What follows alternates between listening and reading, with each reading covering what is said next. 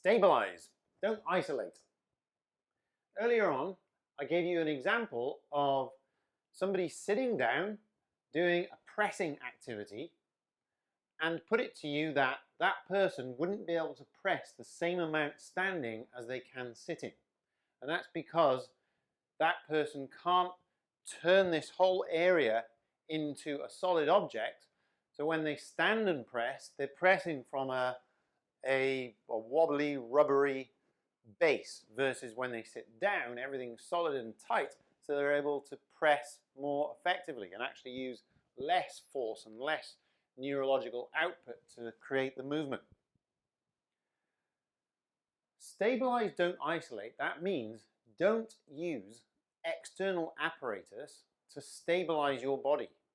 Train your body to use the stabilizers it was born with. We were born with a transverse abdominis. You know what that is now. It's our own weightlifting belt.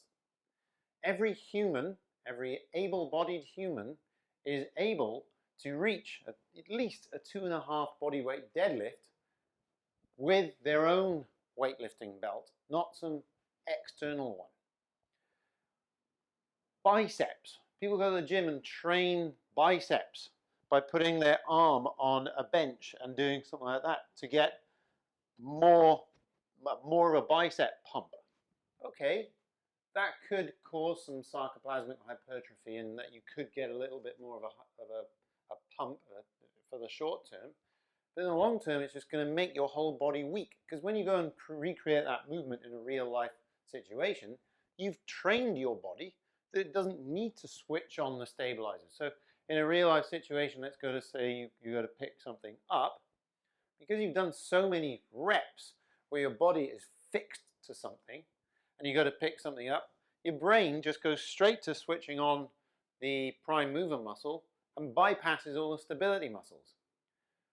Your training should be teaching your brain to fire up the stability muscles in the right sequence, not going straight to the prime mover muscles, which is what isolation exercises do.